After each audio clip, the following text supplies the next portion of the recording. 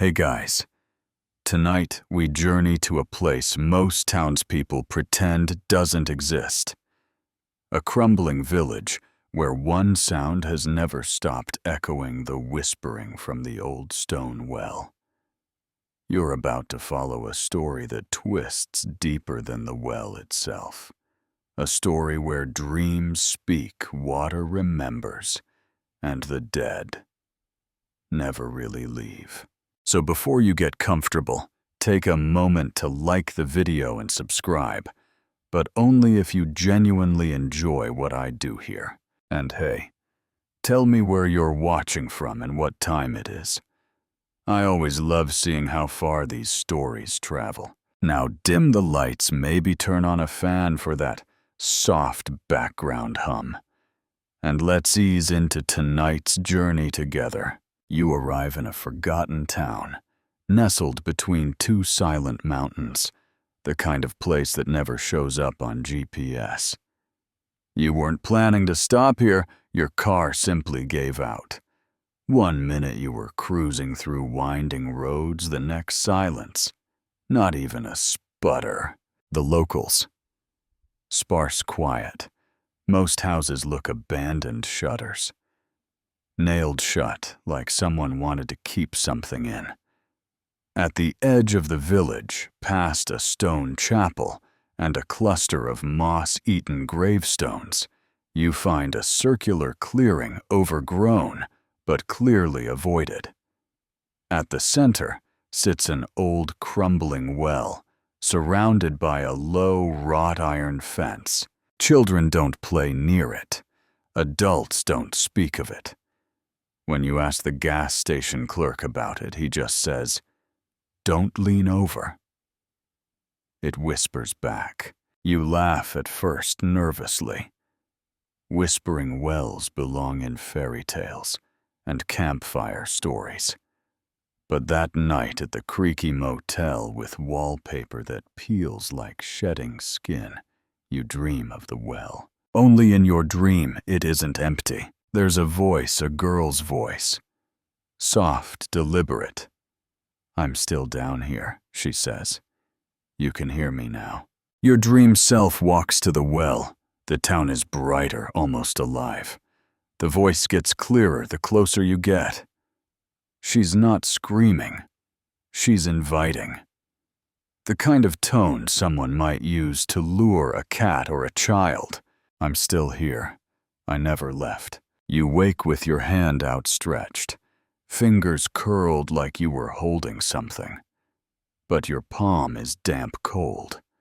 And in the silence of your room you hear it again, the faintest whisper, not in your head. From just outside the window, one historical tidbit. Wells have long been viewed as spiritual thresholds. In Celtic and Slavic myth, they were believed to connect this world with the next, a passage between realms. Some were offerings to deities, others burial sites for sacrifices. Historians still argue whether these sacred wells were meant to grant wishes or trap souls. By morning, you're no longer sure if it was a dream. There's dirt under your nails, the hem of your jeans soaked, and on your motel windowsill, a small wet handprint. You tell yourself it is nothing.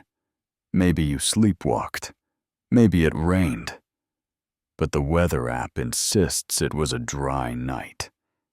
You rinse your hands, change clothes, and try to ignore the faint smell of wet earth lingering on your skin. But the well, it's in your head now, like a tick you can't pull out. You walk back to the clearing in broad daylight, telling yourself you'll prove it's just an old sealed-up ruin, that there's nothing strange about it.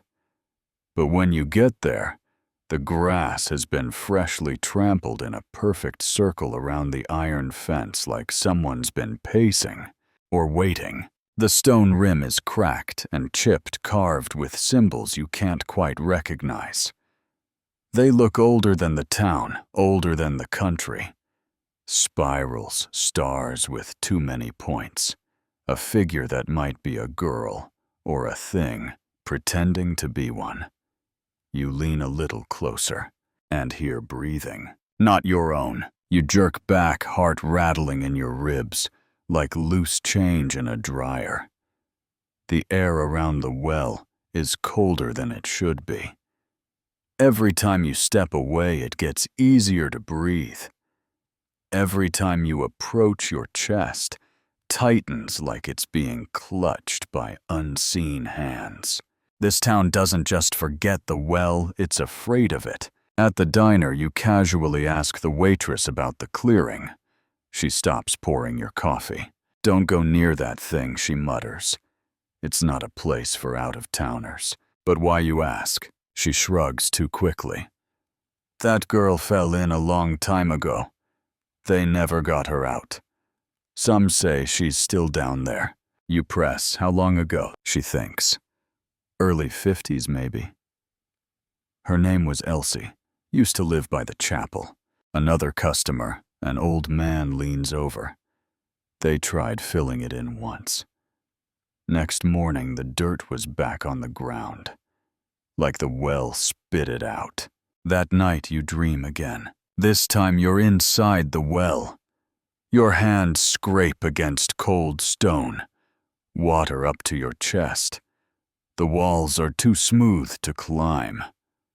The voice is louder. I'm closer now. You see something drift just beneath the surface. Pale fingers. A face that flickers between beauty and something wrong. Too long. Too hollow. Her eyes don't blink, they shimmer like glass. You wake, gasping, bed soaked in sweat. And beside the bed, a single long strand of wet black hair. That's when you begin to research. Wells in mythology weren't just water sources. They were portals, sometimes to the gods, other times to darker realms.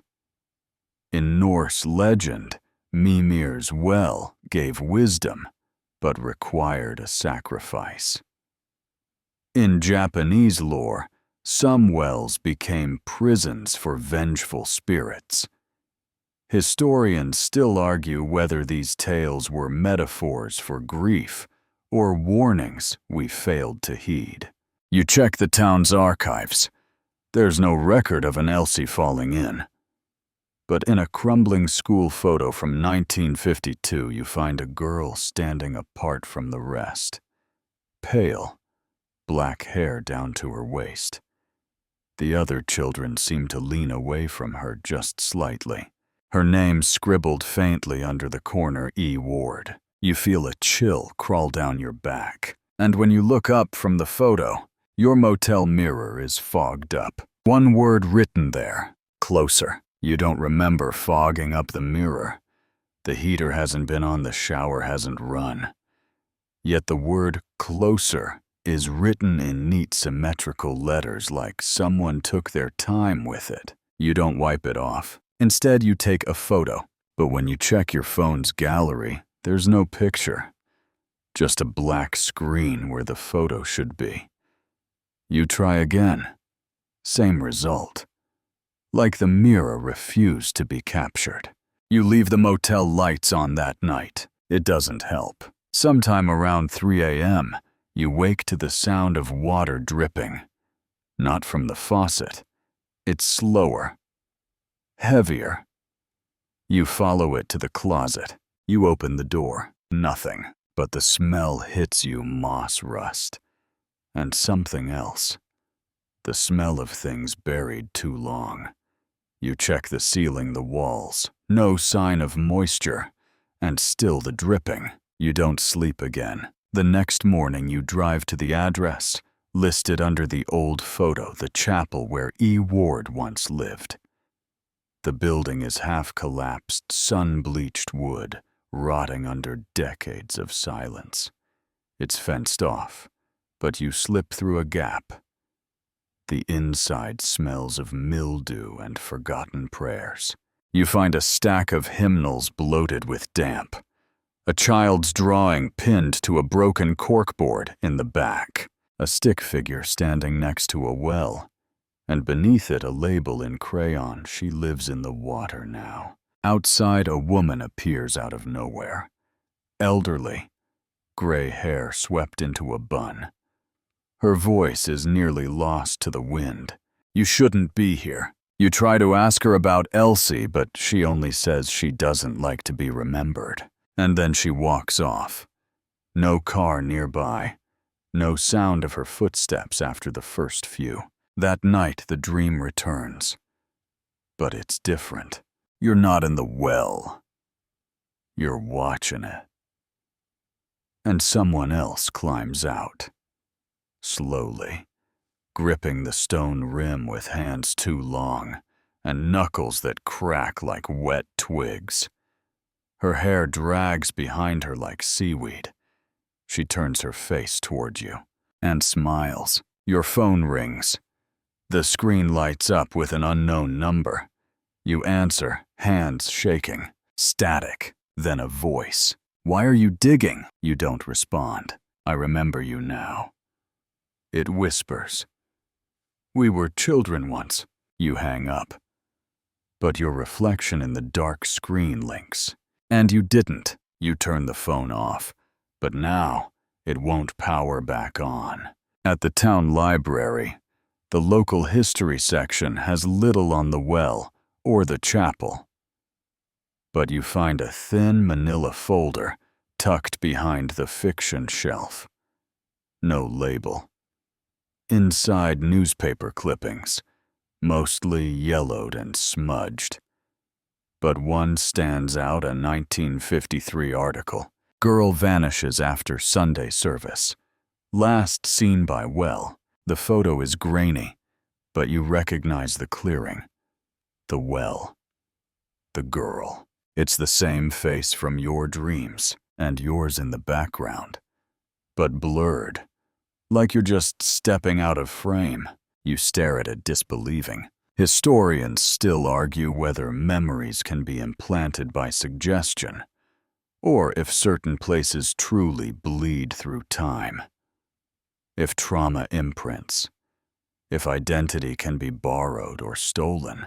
Back at the motel, the mirror is fogged again. This time it reads, "I'm home." You hear something behind the bathroom door. A slow, wet exhale. You freeze, still facing the mirror. The bathroom door creaks just a hair.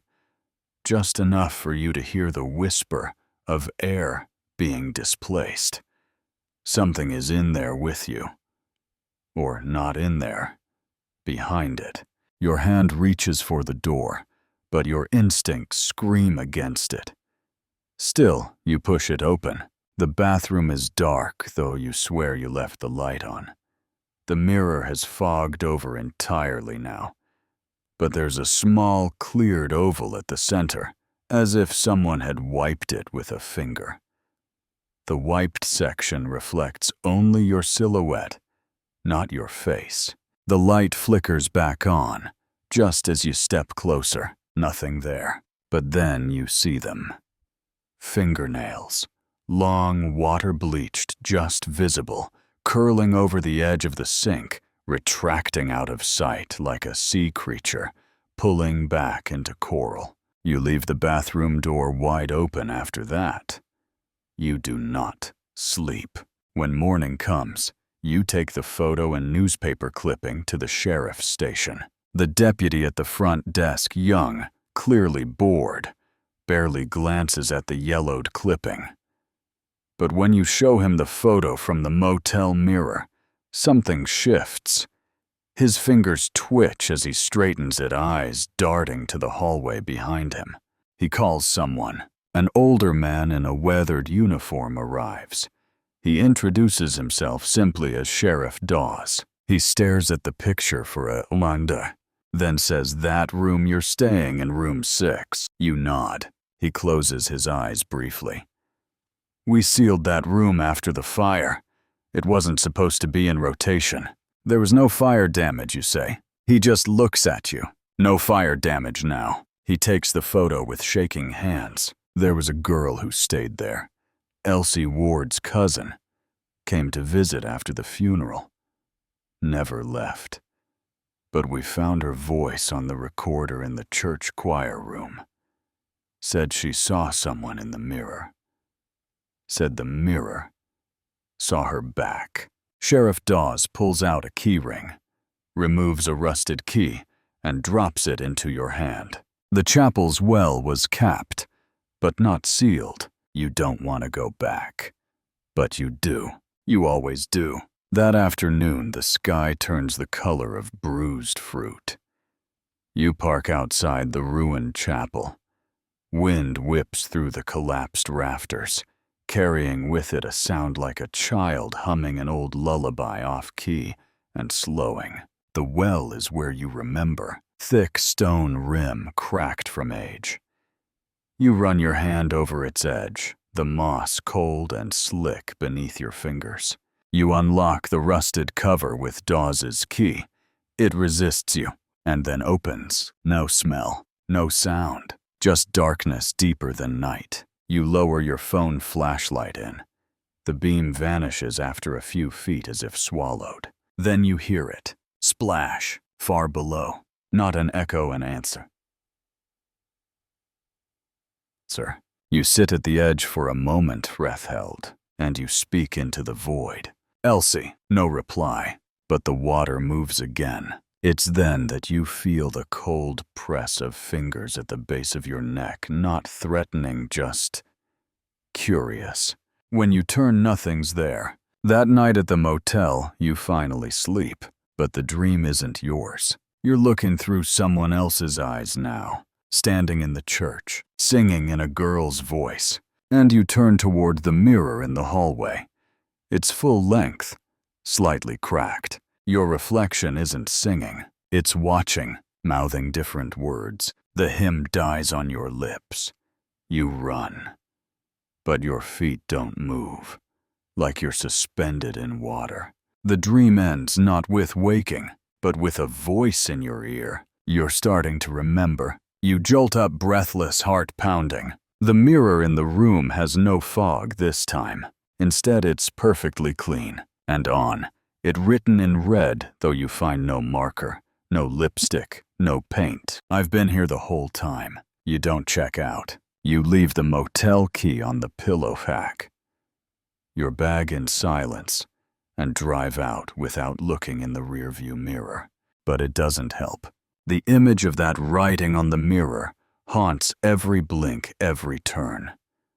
It's not just the words. It's the fact that they were written from inside the glass. Backwards, but perfectly legible when reflected. You drive without a destination past the chapel ruins again, through a stretch of dead farmland, and finally into the next town, Waverly, according to the faded welcome sign. Waverly is one of those places that seems to exist in perpetual twilight. The buildings sag. The street lamps flicker like they've been trying to die for years, but can't quite manage it. And the people, well, they don't look at you. Not directly. Their eyes slide past like water over oil. You find a diner. It's called Marla's. The bell over the door rings too loud when you enter. The waitress looks up from a crossword puzzle and freezes. Not because she knows you, because she seems to recognize you. She slowly folds the paper, wipes her hands on her apron, and asks room 6. You stiffen. I'm sorry, but she's already nodding, face pale. It always starts with room 6. You try to sit, but your legs don't want to bend. She pours you a cup of coffee without asking, slides it across the counter. Did you see her in the mirror? You nod. She doesn't ask who her is, just picks up the crossword again. Don't look behind you. Naturally you do. There's a mirror across the diner, small, decorative, the kind restaurants hang to make the space feel bigger. You see yourself, and someone standing just behind your left shoulder. Someone who isn't there when you turn around. You knock the coffee over. The waitress doesn't flinch. She simply says, "They always follow." You leave a 20 on the counter and bolt for the door. Outside, the air feels thicker like water again. The town is still quiet, but not empty. You feel watched. Not from a window or an alley. From reflections. Every car mirror, every puddle on the ground, every storefront pane. They shimmer. You duck into the town library for cover. The sign outside says closed, but the door is unlocked. Inside, the air is cold and dry like a crypt with a filing system. The shelves stretch tall and uneven, creating tight corridors. You hear no one, but you do hear pages turning. You follow the sound and find a man at a corner table hunched over a book that looks older than anything you've seen in print. The pages are parchment, the ink rust-colored. He looks up at you and smiles, not kindly, not maliciously either, just knowingly. They marked you, he says. Through the mirror. That's how she touches your name. You sit down across from him, unable to help yourself. Who is she? He shrugs. No one knows. She has no birth record, no obituary. But every few years, someone goes missing after staying in room 6. They say she used to live in the church attic. Said she spoke only in riddles and mirror echoes. Is she a ghost, you ask? Though the word feels childish. He chuckles, but there is no humor in it. Worse. She's memory. Twisted memory. The kind that doesn't stay dead. You feel dizzy. Your name, it flickers in your mind now like a skipped frame in a film reel. Wait, you whisper. Say my name. He frowns. You realize you can't remember if you introduced yourself. He says you don't know it, do you? You try. Nothing. He closes the book gently. That's how she starts. The moment you speak to her reflection, she eats names. You stagger to your feet. Wait. You say, clutching the table. If I lose my name. What happens? He leans close. You become part of the mirror. The light flickers in the library. Fluorescent hums and coughs above. He continues, go to the house at the edge of Waverly. The one with the black windows and no number. She left a part of herself there. Burn it if you can. You ask how to find it. He smiles slowly. You'll know it. It's the only house that doesn't reflect in the rain. You drive again, out of Waverly, past the diner, past the dead gas station, where the pumps hiss quietly to themselves. The rain starts without warning, soft at first, then thicker like the sky forgot how to drizzle and only remembers downpour. You follow the old road.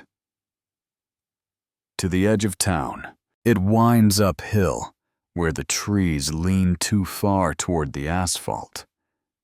You notice something odd. Every house you pass, weather-worn cabins, crooked bungalows, has lights in the windows and reflections in the puddles below. Until you reach the last one, you almost miss it. It's recessed behind a curtain of oaks, a narrow gravel path leading up to a small, crumbling Victorian house with no reflection in the wet road below it. The rain pools around it, but it mirrors nothing. It swallows the sky, erases the trees, offers only still blackness. You park the car, take 3 deep breaths. You are already soaked by the time you reach the porch. There's no doorbell, only a handle that hums cold under your touch. The door creaks open before you push it. Inside, everything is muffled, as if sound itself refuses to bounce off these walls. There are no mirrors, not even glass in the windows. Only dark fabric draped over every surface. It smells faintly of burnt wax and old lead. You move slowly, heart pounding against your ribs like a caged thing. The floorboards don't creak, even when they should. Every step feels wrong, like you're moving in someone else's memory. In the living room, you find the first sign, a picture frame face down. You flip it. It's you, your face. Standing outside the church ruin, taken from an impossible angle. You drop it. Glass shatters across the floor, but the photo doesn't flutter. It sticks as if pinned by something invisible. From upstairs, a thump. You hesitate. Every horror movie screams at you to leave now. But you climb the stairs anyway. The hallway is narrow and choked with dust. Doors on either side, all closed. You try the one at the end, where the light is seeping underneath. Inside is a bedroom. Simple. A twin bed. A dresser. A single mirror on the wall draped in black velvet. You peel back the cloth. Your reflection stares back, then smiles. But you didn't. You stumble back. The mirror ripples ever so slightly, as if your image were floating on water. Behind you, the door creaks closed on its own. A voice, your voice from the mirror. You shouldn't have come. You scream. Or try to. Your throat clamps down like a trap. The reflection lifts its hand. So do you. It moves first. It says your name, or something close to it. But it doesn't sound right anymore. The glass starts to bleed from the edges. Black ichor drips onto the dresser. The room dims further. You back into the corner, eyes wild, and then the wall behind the mirror gives way. A small hollow chamber, lit by candlelight. Inside, hundreds of objects, photos, names written on yellowing paper, locks of hair, teeth, a doll missing its eyes dressed in your shirt. At the very center sits a diary. The pages are brittle. You open it. The handwriting is unfamiliar, elegant looping. It reads, "To take the name is to take the voice. To take the voice is to shape the soul. A name once eaten may be worn like a coat. She has worn many. Soon she will wear mine." The last entry is dated 3 days from now, but it's in your handwriting, your actual one. You recognize the tail of the Y, the awkward curve of your G. You don't remember writing it, but you will. Won't you? It ends with, "The mirror no longer shows her, only me." You try to run. The house doesn't let you. The stairs twist impossibly, folding into themselves. The door you came in through opens into a pantry. The mirror is behind every wall. Now small shards embedded like veins of silver blinking with your face. You break a window with your fist. No pain, just static. Outside is the church ruin, the motel parking lot, the library. Waverly again and again like a reel playing the same 5 scenes. You are back where you started, only you're not reflected in anything anymore. Not in glass, not in chrome, not in butter. You've been unwritten. You sit at the edge of your motel bed, hands trembling in your lap. The mirror in the room is gone. You hadn't noticed when you first checked in. But now it's undeniable. There's only an empty bracket on the wall, and a faint discoloration in the wallpaper where the mirror once hung. You flip through your phone, searching for any sign of your own face. Front camera. Nothing.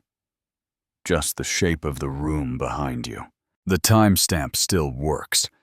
The date is 2 days ahead of what it should be. Somehow time skipped, or you did. You try calling someone, anyone. Your mother's number rings once and then answers, but only static comes through. You listen harder, and within the static, a whisper. Not words, not even language, just the shape of breath coming too fast, too close to your ear. You hang up. You drive out of Waverly. Or try to. But the roads fold in on themselves. You take Route 4 out toward the county line. After 20 minutes, you pass a convenience store with a busted neon open sign. Then a red barn with white shutters. Then a crooked billboard, half swallowed by vines. You see them all again. And again. You loop past the same stretch of road a third time before the sky begins to change. The clouds aren't moving naturally. They twist like fabric being wrung out, all in the same direction toward a single point above the woods to the west. You follow them, as if against your will. Your body doesn't feel like it's yours anymore. The sun sets. But wrong. It sets in the north. No light filters through the trees.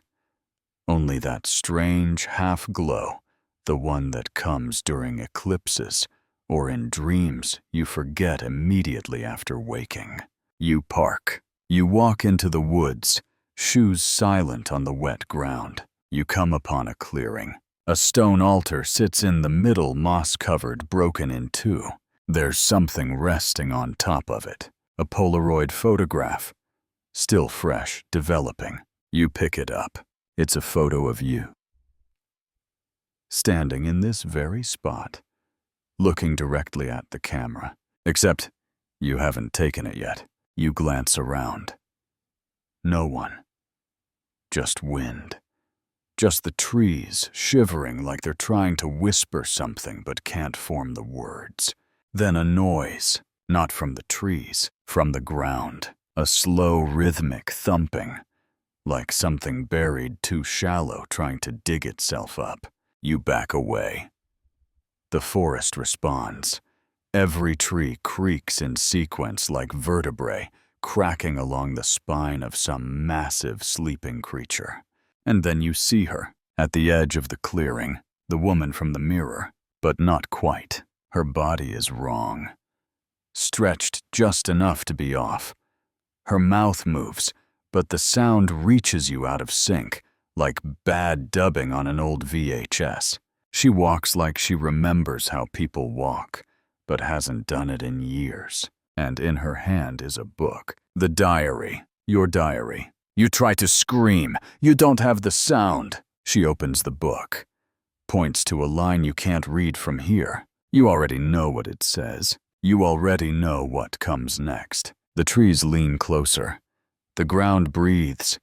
The altar cracks just a little more. You close your eyes. When you open them, you're in the motel bed again. Same position. Same folded hands. But outside it's morning. And you hear yourself brushing your teeth in the bathroom. Except you're still on the bed. You rise slowly. The bathroom door is open. Inside, the light is flickering. And the figure in the mirror has your face. Your voice. It looks at you, and says you forgot your place, let me help. The door slams shut. You hear your own scream from inside the bathroom. You rush to the bathroom door, banging on it with your fists. No answer. Just your voice inside screaming, then abruptly. Silence. You hesitate. Your hand hovers near the doorknob. It's cold, colder than anything else in the room. Frost spiders across the metal, even though the motel heater hums behind you. You twist it slowly. The door opens. No one is inside, but the mirror's back. You stare at your reflection. Everything seems normal. You blink. So does it. You raise your hand. It mirrors you exactly, until it doesn't. You scratch your neck, a nervous habit. And in the mirror, your reflection doesn't move. It just stares back, smiling, not your smile. Then it reaches toward the glass from the inside, pressing one pale, distorted hand against the mirror's surface. You stagger back. The handprint stays, then begins to melt down the glass, like the boundary between the worlds is bleeding. You run. Out of the motel. Into the parking lot. Your car is gone. In its place is a taxi, the engine running. You look around cautious, wary. But something tells you deep in your chest you're supposed to get in. The back door swings open on its own. You climb inside. The driver doesn't turn around. He just starts driving. His rearview mirror is missing, replaced by a smooth black oval, like the lens of an eye, that's been watching you this whole time. He doesn't speak, just drives. You pass the same town sign and 3 times welcome to Waverly, a place you can always return. Eventually, he pulls up in front of the only building with lights on the town library, but it's no longer boarded up. It's waiting. The driver finally speaks. One word. You step out. The library door creaks open before you can touch it. Inside, nothing but darkness. And shelves. Endless shelves. The air smells like damp paper and long-forgotten secrets. You walk past books with no titles. Spines covered in cloth and twine. Pages that flutter, even without wind. Then you see it, a podium, lit by a single hanging bulb. On it, a book with your name carved into the leather cover. You open it. Inside are dates. All your dates. Birth school vacations, the night you first kissed someone, the first lie you told and didn't get caught.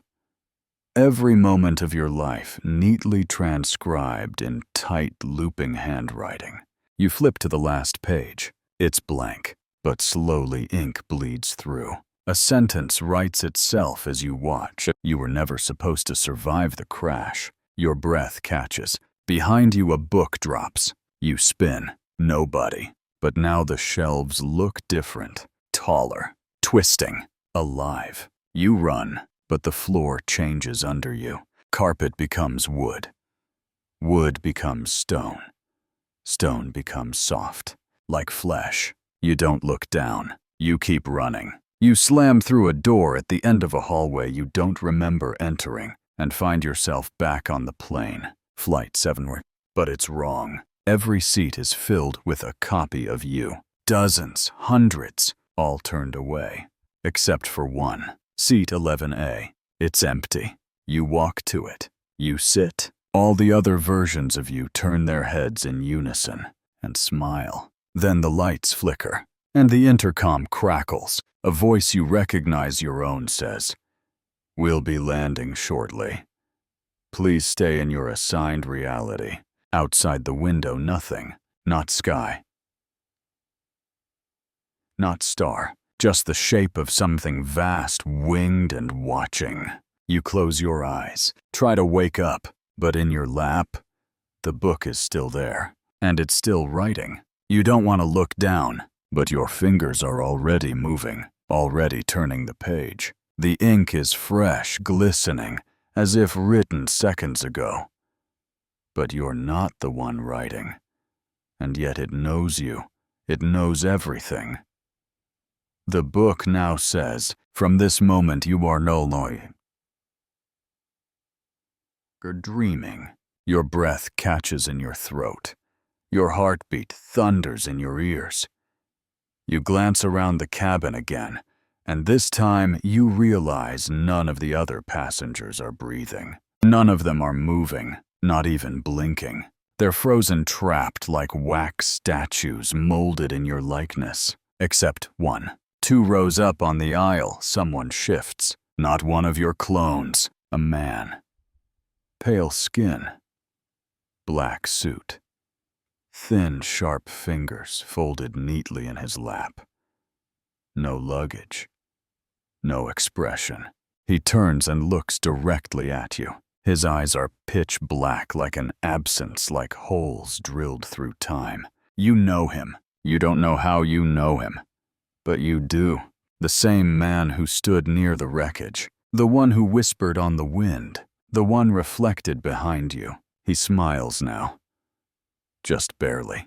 And then he nods. That's when the plane tilts. Not like turbulence, no. Like the world beneath it has vanished. Like gravity gave up. Books fall from the overhead bins. The aisle stretches unnaturally long. The man rises from his seat smoothly, calmly, like the chaos around him doesn't apply. He begins walking towards you, one step at a time. The lights above him blow out one by one with each step he takes. You try to stand, but your body won't listen. Your limbs are stuck, held down by something you can't see. Something wet and cold wrapping around your ankles. You glance down. Vines growing through the floor of the plane, from seat 11A, coiling up your legs, binding you in place. The man finally reaches your row. He doesn't sit. He crouches, leans forward, whispers directly into your ear. You remembered too much. He reaches into his coat and pulls out a silver object, an antique key. But it's not shaped like any door key. It's jagged, crooked, like it was broken on purpose and put back together by someone with no sense of time.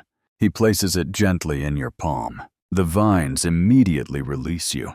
The man stands and steps back. Then, without a word, he walks back to his seat. The lights flicker back on. The other passengers exhale all at once as if resuming a single, interrupted breath. And the plane's engine noise returns. Outside there's sky again. Blue. Innocent. As if nothing had ever been wrong.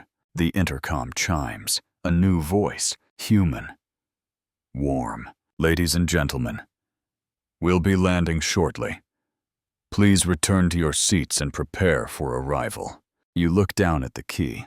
It's pulsing faintly. You grip it tighter. The book in your lap turns a final page. There's a short message scrawled in large, hasty writing. Turn the key when the sky turns red. You look out the window. For now it's blue, but something in the pit of your stomach churns. Because far off on the horizon, you can already see it creeping in. A thin red line. The red line inches closer. It cuts across the horizon, like a wound sharp and unnatural. Too perfect to be cloud, too vibrant to be sunset. You clutch the key tighter. It's warm now, pulsing faintly with some rhythmic signal. Not your heartbeat. No, something older. Something mechanical. Like a countdown. The intercom hums again.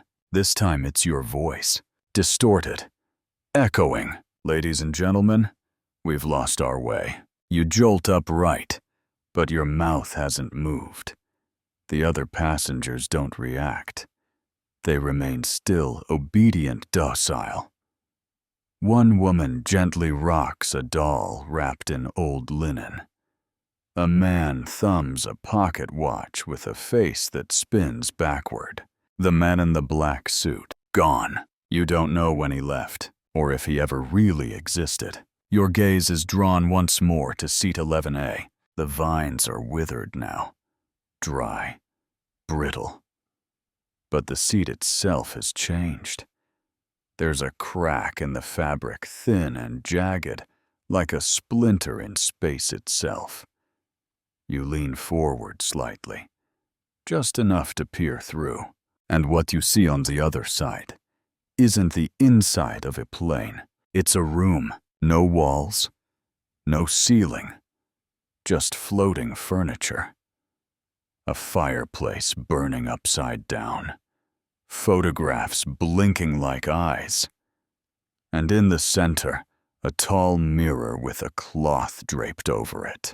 You blink, and you're standing in that room. The key in your hand glows brighter. A clock chimes from nowhere. 5 times. 6. 12. Then once more, you take a breath and pull the cloth from the mirror. Your reflection isn't yours, it's him, the man in black. Only this time, he's afraid. He lifts a hand and points behind you. You turn slowly. Behind you another plane. This one half buried in ice, its fuselage torn open like a tin can. You recognize it instantly. It's the crash.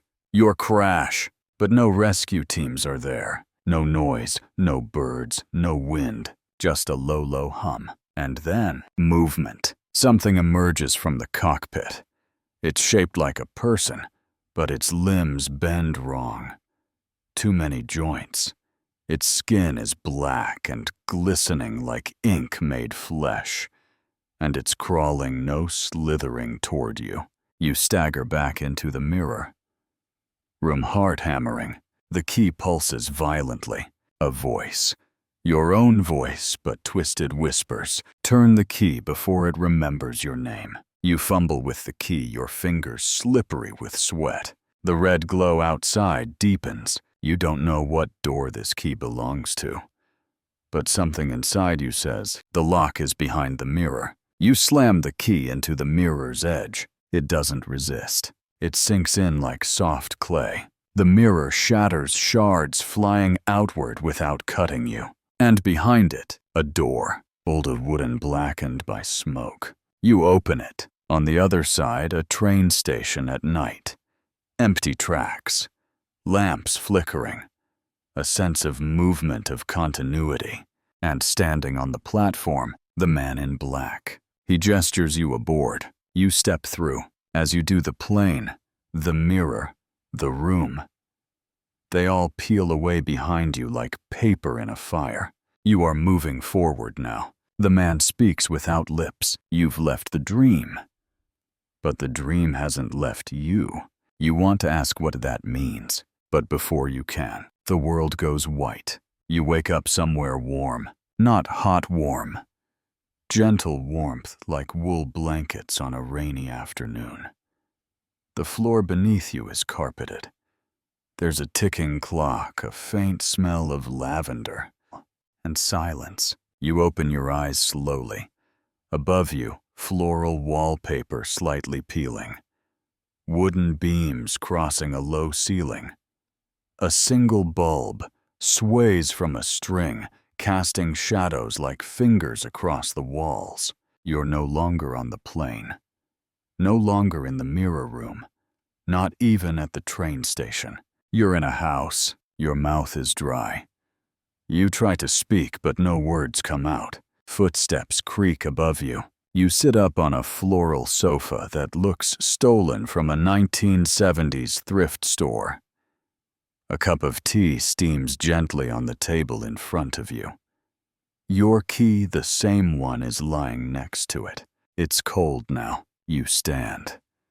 The house feels lived in. There are photos on the walls, but the faces are smudged. Books with blank covers. A coat rack holding a jacket you're sure belonged to your father, even though you buried him years ago. You make your way to the staircase. The creaking is louder now. Someone's up there. You climb slowly. Each step groans under your weight like it remembers other feet. Feet that shouldn't return. The hallway is narrow. Faint light leaks out from one door. It's open. Inside, the room is lined with file cabinets. Hundreds of them. Each drawer labeled with a name. You walk past Thomas Reed, Lila Fontaine, Elias March. Then stop. One drawer bears your name. You pull it open. Inside, Polaroids. Dozens of them. Everyone. A picture of you, sleeping in different clothes, different positions. In beds you've never seen before. On the back of each photo, handwritten, woke up again. Still doesn't remember. Your skin turns to ice. A noise behind you. Breathing. You whirl around. Nothing. The room is still. You look back at the drawer. The photos are gone. In their place, a boarding pass. Flight 308, seat 11A. It has today's date, but the location reads Terminal D. Gate null. You leave the room. The hallway now stretches endlessly in both directions. And the house has changed. Where the stairs once were, a corridor long and windowless. The wallpaper peels in patterns that resemble faces. The ticking clock is gone, replaced by the distant drip of water. You walk forward. Eventually, you reach a door. Brass handle. Your key fits perfectly. The room inside, it's the plane. Again. But this time, every seat is filled with you.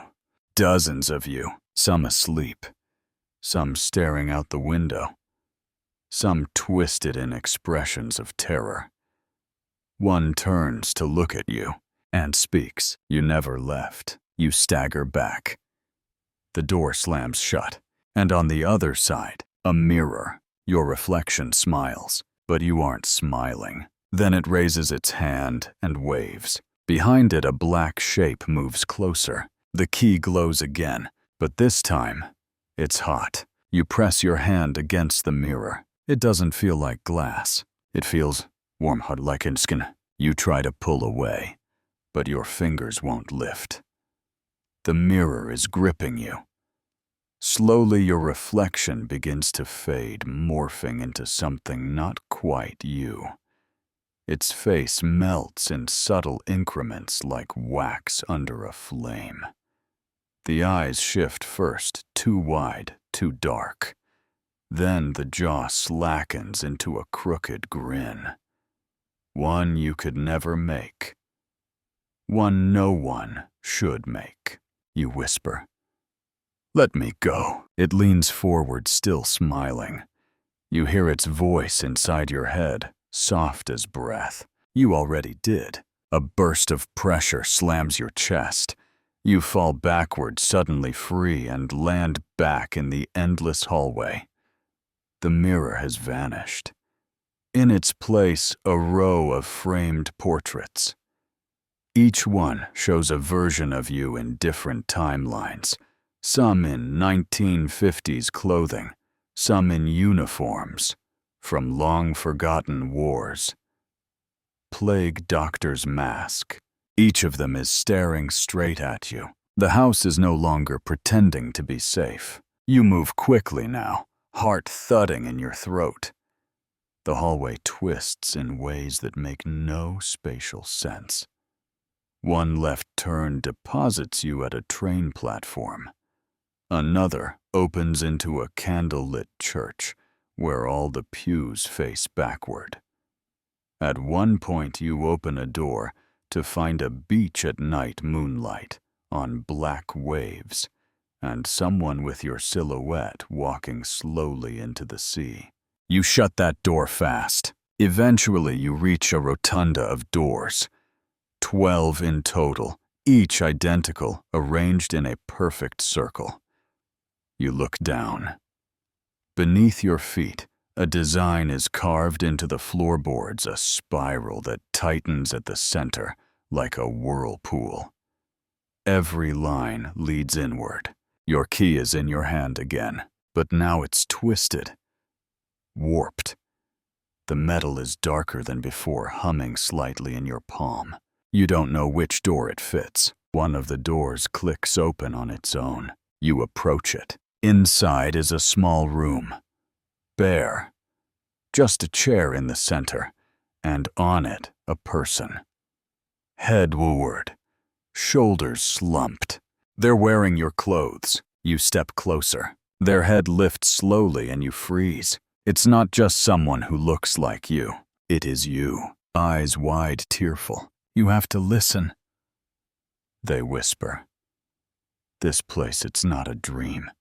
It's where you go when the crash should have killed you. You blink. What crash? They laugh, small, broken. It's different every time.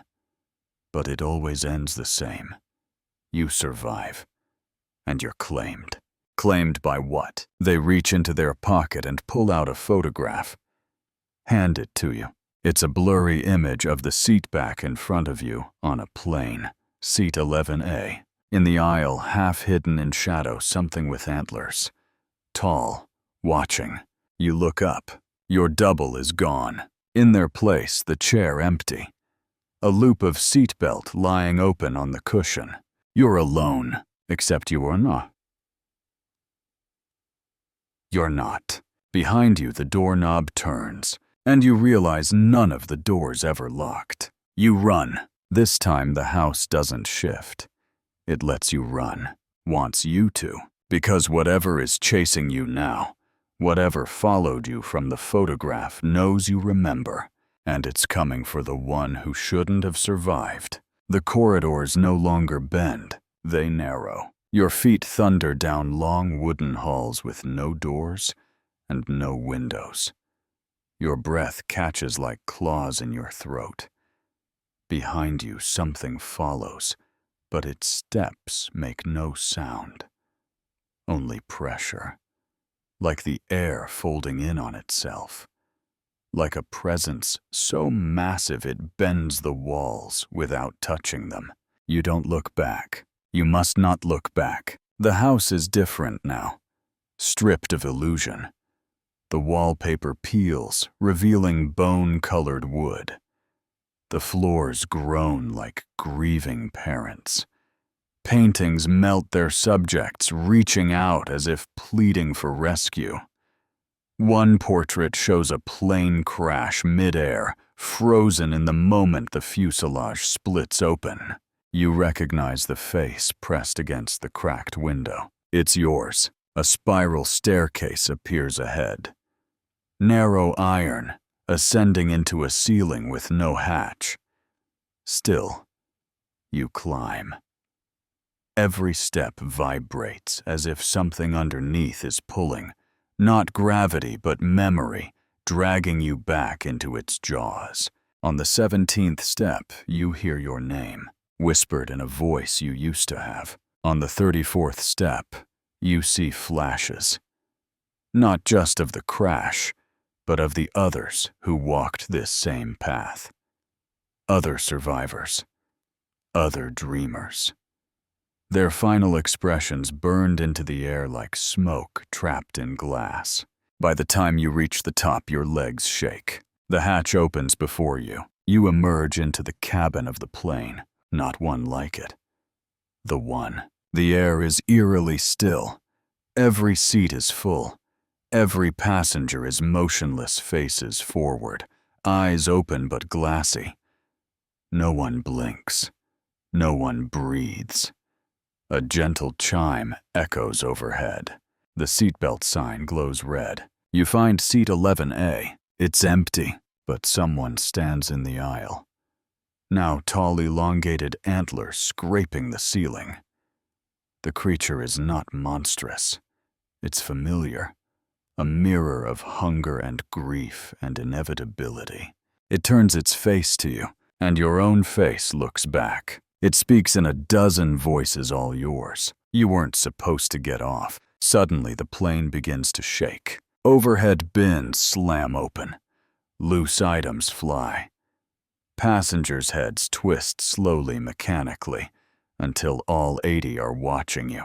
The creature steps aside, pointing to seat 11A. You remember, because you're still between life and death, between earth and sky, between moments of the crash. You hesitate. The plane dives. A woman 2 rows back screams and doesn't stop.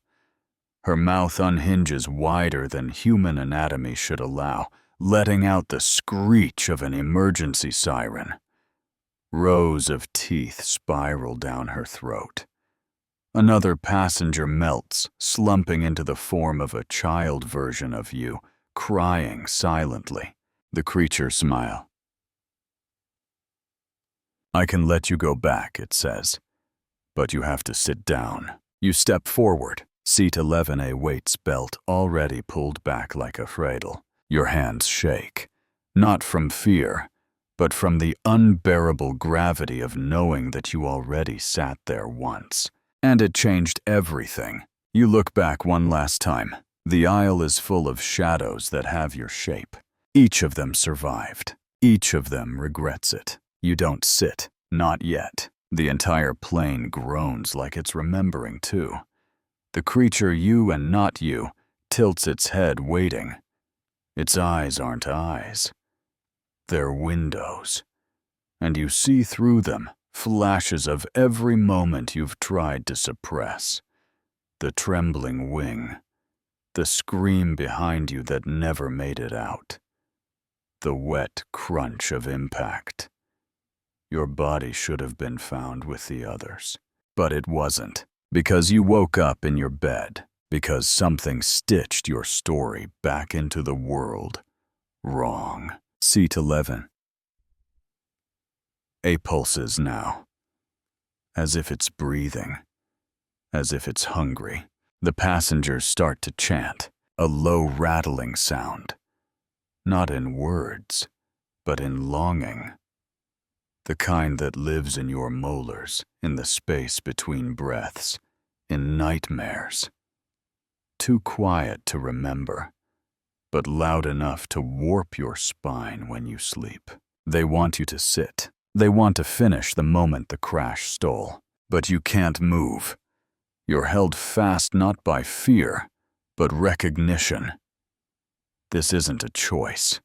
It's a loop. This is why you wake screaming at 11:11 every night. Why your window fogs from the inside while you sleep. Why your reflection sometimes blinks before you do. Because you've been sitting in seat 11A every night since the crash. Just not here. You try to speak. What happens if I sit? The creature flickers like a dying fluorescent bulb. Then we land. It sounds like mercy. But you hear the missing part. Then we land in you. The emergency lights flash blood red. You stagger back, reaching for anything real, something to anchor yourself.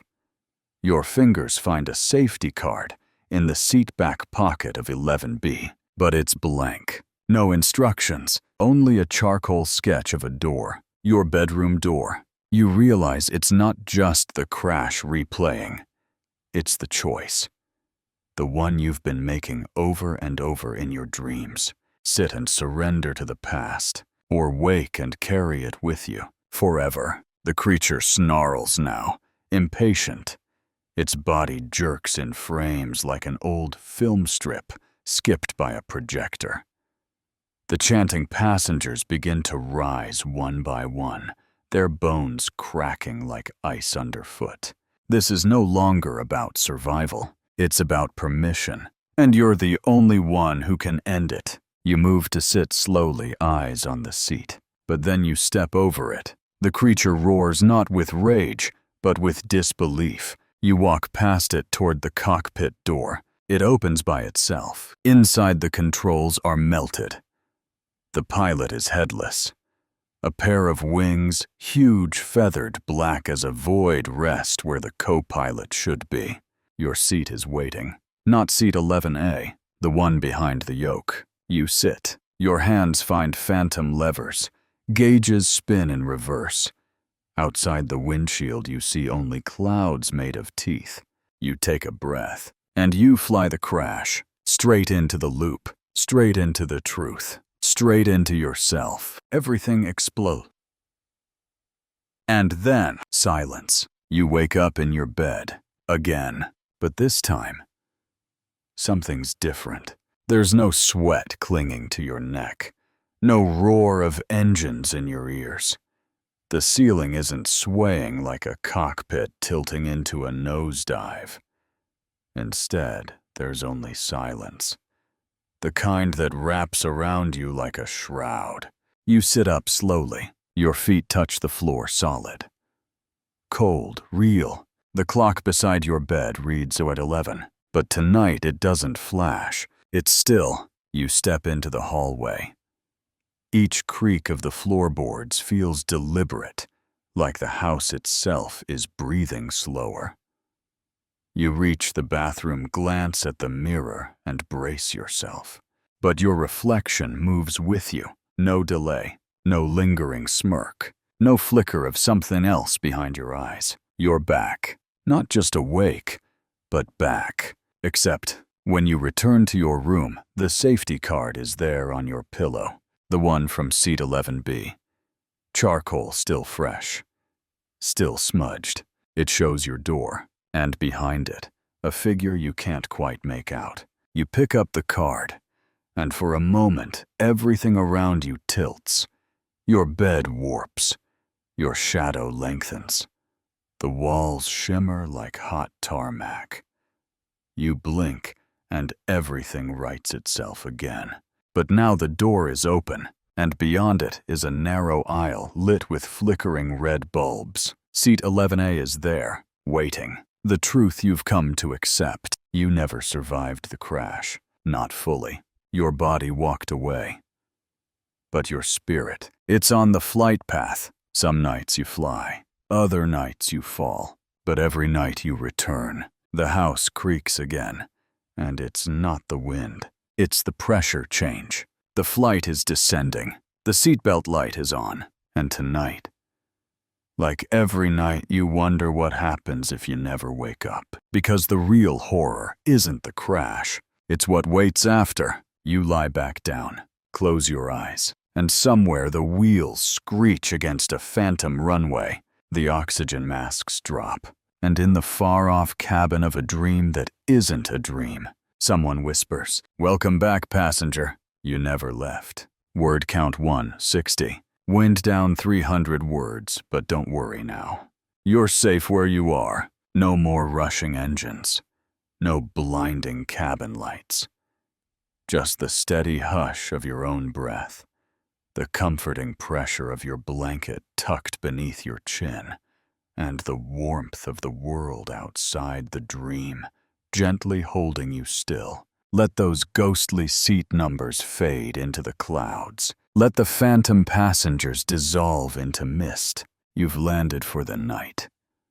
Not in some echo of a memory or a fractured reality, but here, in this quiet place you've chosen to rest.